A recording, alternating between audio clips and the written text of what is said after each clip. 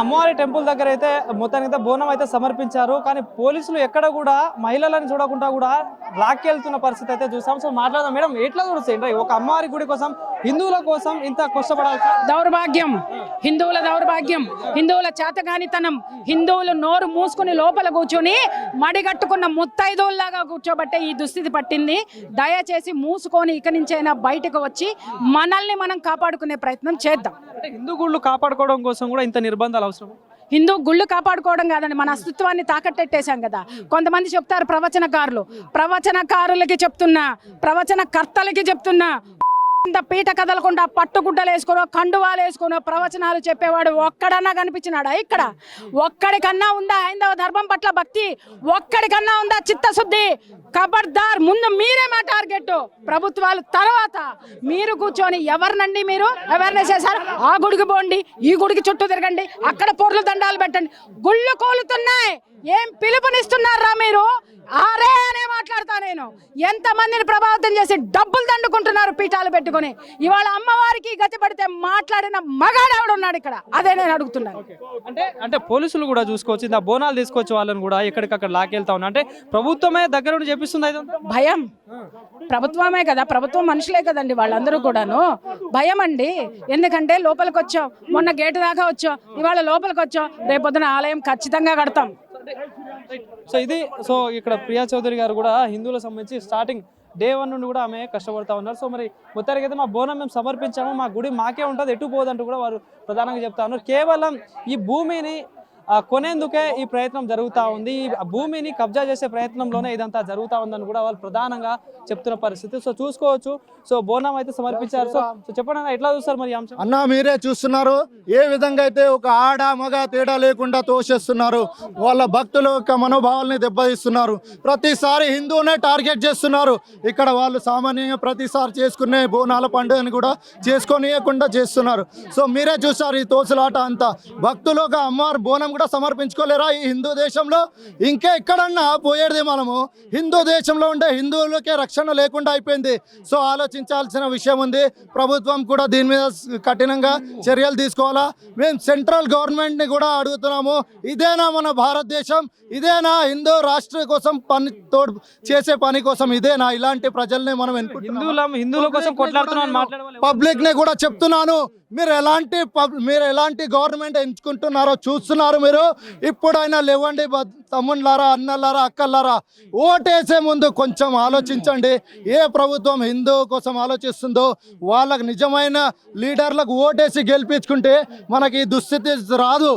So అదే నేను చెప్పదలుచుకున్నా. అందరూ జాగృతం కావాల్సిన సమయం ఇది. ప్రతి ఒక్కరు హిందూ కోసం పోటాడండి, హిందూ ఏకత పెంచండి.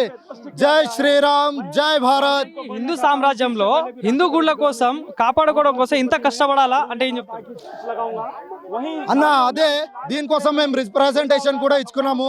ప్రతిసారి పోయి మేము బిచ్చమాడుకోవాలా? ప్రతిసారి పోయి బిచ్చమాడుకోవాలా? దర్శనం చేసుకోవడానికి బిచ్చమాడుకోవాలి, ఒక దేవుని దగ్గర పోవాలంటే బిచ్చమాడుకోవాలి. ఇదేనా మనకు మన స్వరాజ్యం, మన ఇండిపెండెన్స్? ఇదేనా హిందుత్వంలో ఉన్నది?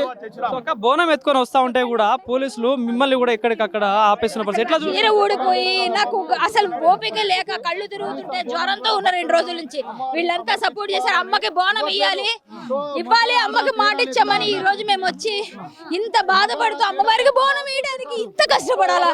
ఇది రజాకారు పాలన. తెలంగాణలో ఉన్నామా, మనం రజాకారులో ఉన్నామా?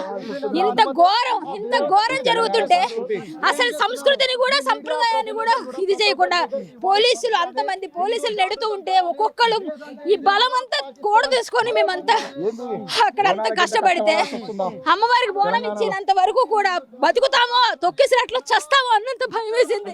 హిందువులం అని చెప్పుకునే వాళ్ళు కూడా ఎవరు కూడా ఇక్కడ కనిపిస్తలేరు. అంటే హిందూ దేవుళ్ళని మొక్కుతా ఉంటారు. మొన్న బోనాల రోజు కూడా పోయిన అధికారులు ఎవరు కూడా పని చేసే వాళ్ళు ఎవరో జనాలకి తెలుసు, మాటలు చెప్పే వాళ్ళు ఎవరో జనాలకి తెలుసు. మేము పని చేస్తాం, మేము అన్న మాట మీద నిలబడతాం, మేము బోనం ఇస్తామని చెప్పినాం, ఖచ్చితంగా ఇచ్చాం. ఎంత కష్టమైందో మీ కళ్ళ ముందు జరిగింది.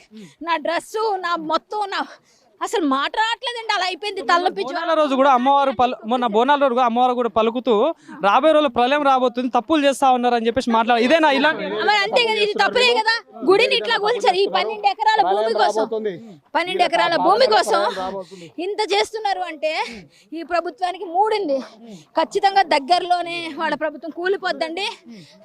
ఏమవుతుందో ఎలా అవుతుందో నాకు తెలియదు. అమ్మవారు ఆగ్రహానికి గురయ్యారు ఖచ్చితంగా. అది కానీ వాళ్ళు సరిదిద్దుకోకపోతే. మొత్తానికైతే బోనం సమర్పించారు. మరి ప్రభుత్వానికి కావచ్చు, దేవాదాయ శాఖ మంత్రి ఉన్న మహిళా మంత్రి కొండా సురేఖ గారికి ఏం చెప్తారు? కొండా సురేఖ గారు, మీకు దమ్ముంటే, మీరు ఒక మహిళ అయితే, హిందువుల దేవతగా మీరు అమ్మవారిని కొలిచింది నిజమైతే, మీరు కొండా సురేఖ గారు మీరు బోనం సమర్పిస్తారు కదా, అది యాక్టింగ్ కాకపోతే నిజమైతే అమ్మవారికి బోనం ఇవ్వడానికి వచ్చిన ఆడబిడ్డలు ఇలా చేశారు, చూస్తున్నారు. దీనికైనా మీరు ఆలోచించి ఖచ్చితంగా మీరు మాకు తొందరలోనే ఏదో ఒక సొల్యూషన్ తీసుకొచ్చి అమ్మవారి గుడి మాకు కట్టింపించి ఇవ్వండి.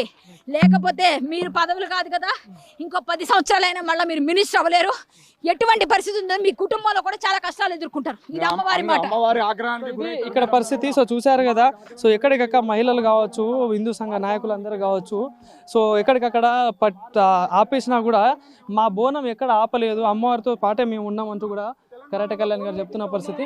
సో మరి చూద్దాం ఏమైతుంది మరి రేపటి ఫర్దర్గా ప్రభుత్వం ఎలాంటి స్టెప్ తీసుకోబోతుంది.